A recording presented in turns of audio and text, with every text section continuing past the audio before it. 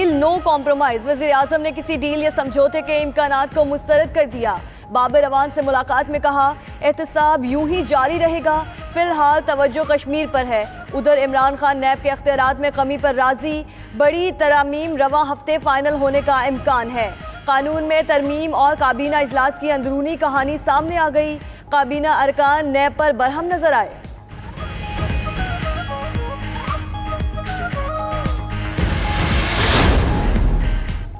नैब ने वज़ीर आला सिंध सैयद मुराद अली शाह को आज तलब कर लिया। मुराद अली शाह को जाली अकाउंट्स केस की GIT रिपोर्ट पर आज 10 बजे पेश होने की हिदायत। उधर जाली अकाउंट्स केस तहकीकात आखिरी मराहिल में दाखिल। नैब की 15 रुकनी टीम कराची पहुंच गई। टीम मजीद शवाहिद इकट्ठे करके तहकीकात को हतमी शक्ल देगी।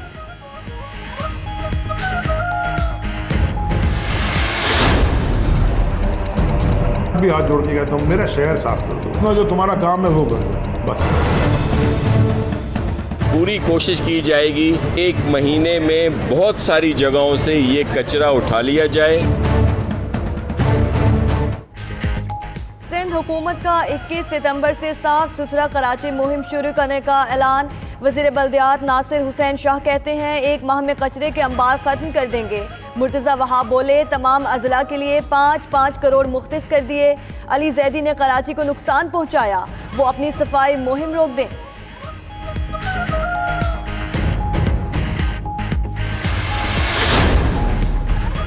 वफाकी वज़ीर कानून मुसलसल पीपल्स पार्टी के निशाने पर। मुराद अली शाह भी फरोग नसीम पर बरस पड़े। कहा वफाकी वज़ीर वजाहत के लिए मिलना चाहते हैं, मगर जब तक वो मुआफ़ी नहीं मांगते कोई मुलाकात नहीं होगी।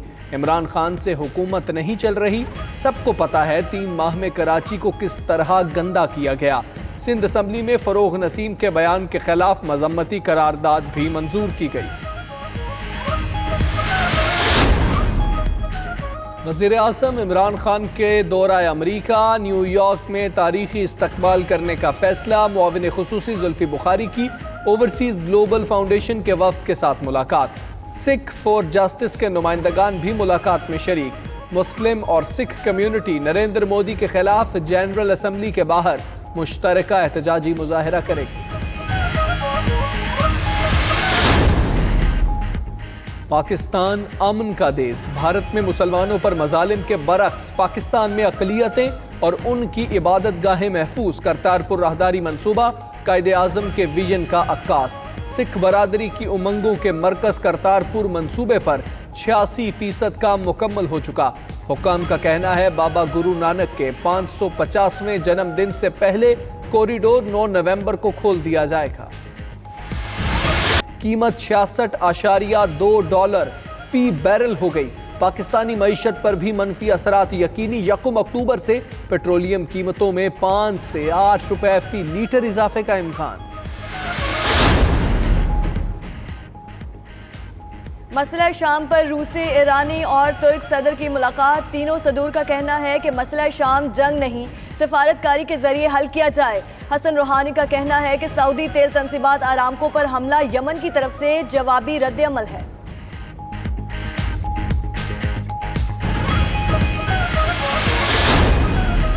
वीडियो स्कैंडल के अहम किरदार नासिर भट्ट की लंदन में पाकिस्तानी हाई कमीशन आमद।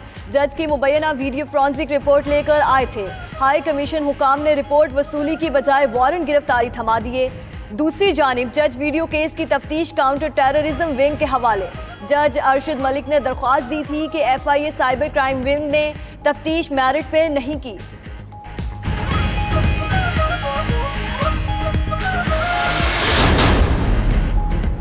वफाकी हुकूमत की जानिब से यूनिवर्सिटीज़ की फंडिंग में कटौती। Federation of all Pakistan academic staff association का आज मुल्क भर में तदरीसी अमल के बाइकआउट का ऐलान। एकेडमिक एसोसिएशन का कहना है फंड्स में कटौती से 200 जामियात माली बहरान का शिकार हो गई हैं।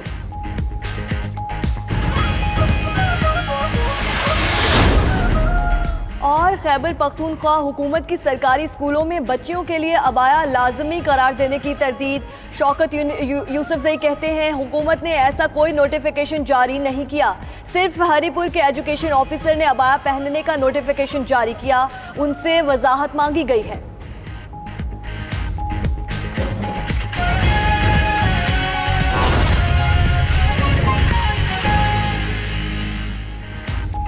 बिस्मिल्लाहिर्रहमानिर्रहीम, अस्सलामुअलैकुम। 92 न्यूज़ के साथ मैं हूं पाकीज़ा जाहिद। मैं हूं हमजा तारड़। हेडलाइंस आपने जानी। नैब की मौसर कार्रवाइयों से हुकूमत भी तंग आ गई है। वफाकी वज़रा ने शिकायत के अंबार लगा दिए। नैब कवानीन में तब्दीलियों के लिए वज़ीर आज़म को भी राम कर लिया है। गुज़श्ता 10 माह से मैं अपने लिए अपने आप को आपके सामने पेश कर रहा हूँ कि किसी फेस को नहीं देखा, हमने सिर्फ केस को देखा है। तो ये जो आखिरी इनिंग में खेल रहा हूँ, मैं चाहता हूँ कि ये यादगार इनिंग रहे।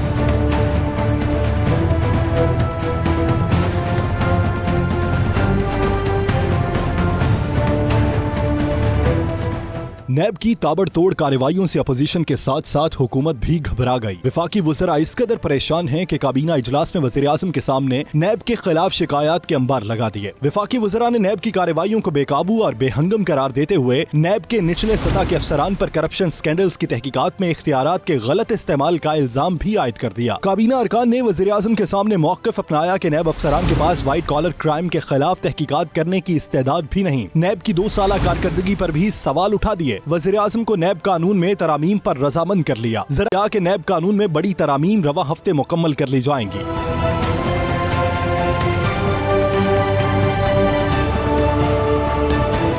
इन तरामीम के जरिए मालम जब्बा और पेशावर बस रैपिड ट्रांजिट मंसूबे समेत मुख्तलिफ मंसूबों से वाबस्ता निजी कंपनीज को नैब तहकीकात से इस्तिस्ना मिल जाएगा। मंसूबों में मुबैना बेज़ाब्तियों में मुलव्वस ब्यूरोक्रेट्स भी नैब कार्रवाइयों से बच जाएंगे। सरकारी अफसरान के खिलाफ माली फवायद हासिल करने के सबूत मिलने तक नैब कार्रवाई नहीं कर सकेगा। नैब हुकाम के मुताबिक गुज़श्ता 2 सालों के दौरान नैब ने करप्शन के खात्मे के लिए मुअस्सर कार्रवाइयाँ की। 71 अरब रुपए वसूल करके कौमी खजाने में जमा करवाए। 640 मुल्जिमान को गिरफ्तार किया। 1469 शिकायत की तस्दीक मुकम्मल की। 9400 इंक्वायरीज, 4122 इन्वेस्टिगेशन की। 3813 अफराद को मुख्तलिफ जराइम में मुलव्वस होने की बना पर गिरफ्तार किया गया।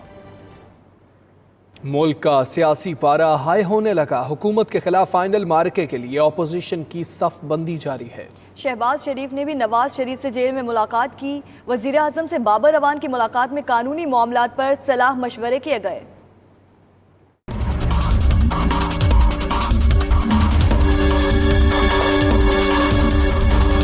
मुल्क का सियासी पारा हाई होने लगा। हुकूमत के खिलाफ फाइनल मार्के के लिए अपोजिशन सफ बंदी करने लगी। जमीयत उलमाए इस्लाम फे के सरबराह मौलाना फजलुर रहमान ने लाहौर यात्रा में अपोजिशन लीडर शहबाज शरीफ से मुलाकात में क्या राजो न्याज किए। सबके जहनों में कई सवालात मचलने लगे। क्या मौलाना फजलुर रहमान ने शहबाज शरीफ को हुकूमत के खिलाफ आजादी मार्च के लिए सरगर्म किरदार निभाने के लिए राजी कर लिया, या शहबाज शरीफ अभी भी मुफाहमत की राह पर गामजन रहेंगे। मौलाना फजलुर रहमान से मुलाकात के बाद शहबाज शरीफ की कोट लखपत जेल में हुई नवाज शरीफ और हमजा शहबाज से मुलाकातें। शहबाज शरीफ ने नवाज शरीफ को मौलाना फजलुर रहमान से होने वाली मुलाकात के हवाले से आगाह किया। दूसरी जानब हुकूमती हल्के भी अपोजिशन का मुकाबला करने की भरपूर तैयारी में है मसरूफ। वज़ीर आज़म इमरान खान से इस्लामाबाद में हुई बाबर अवान की मुलाकात। सियासी, कानूनी और आईनी मामलात पर दोनों रहनुमाओं ने किया आपसी सलाह मशवरा। वज़ीर आज़म ने बाबर अवान को कह दिया कि अपोजिशन से किसी किस्म की डील नहीं होगी। मेगा मनी लॉन्ड्रिंग और जाली अकाउंट्स केस में एहतसाब ब्यूरो ने वज़ीर आला सिंध सैयद मुराद अली शाह को आज तलब कर लिया।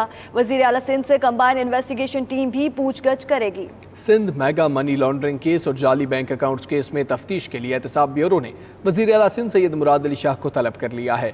वज़ीर आला सिंध से नैब कराची के दफ्तर में पूछगछ की जाएगी। मुराद अली शाह से नैब की कंबाइन इन्वेस्टिगेशन टीम पूछगछ करेगी। नैब हुकाम मुतल्लिका केस में पहले ही साबिक सदर आसिफ अली सरदारी समेत दीगर मुल्ज़मान के खिलाफ 6 रेफरेंसेस दाखिल कर चुकी है। दीगर मुल्ज़मान में ओमनी ग्रुप के अनवर मजीद और उनके बेटे बैंकर हुसैन लवाई और सिंध बैंक के मौजूदा और साबिक सदूर को भी गिरफ्तार किया जा चुका है। मुआविन खुसूसी इतलात फिरदौस आशिक अवान का कहना है कि कश्मीर कौम की बका का मसला है, उसका सियासत से कोई ताल्लुक नहीं। इस्लामाबाद में ऑल पार्टीज कॉन्फ्रेंस से खिताब में बोली, कौम देख रही है। सियासत के चैंपियन कश्मीर के लिए क्या कर रहे हैं। जुल्म को मिटाने के लिए तमाम मकातिब फिक्र को इकट्ठा होना होगा। उन्होंने मजीद क्या कहा, आइए देखते हैं। बातिल और हक की जहां जहां जंग आएगी वहां बातिल हमेशा मिटने के लिए होता है और हक जो है उसकी हमेशा फतह होती है। कि जुल्म जब बढ़ता है तो हमेशा मिट जाता है। 72 घंटे के अंदर उसका सिक्योरिटी काउंसिल का इजलास बुलाया जाता है। आपकी यूरोपियन पार्लियामेंट में डिबेट हो रही है, ब्रसल के अंदर पहली दफा कश्मीर उनके एजेंडे पे आया, जहां बात हो रही है। आज सुप्रीम कोर्ट ऑफ इंडिया ने जो हिंदुस्तान का बयानिया था उसको मलियामेट कर दिया। आपने कौमी काज के लिए कौमी बयानिया के साथ खड़े होके जिस तरह अपने मौक़िफ़ को दुनिया में पहुंचाने के लिए यहाँ यकजहती का मुजाहरा किया, मैं आपके इस जज्बे को सलाम पेश करती हूँ।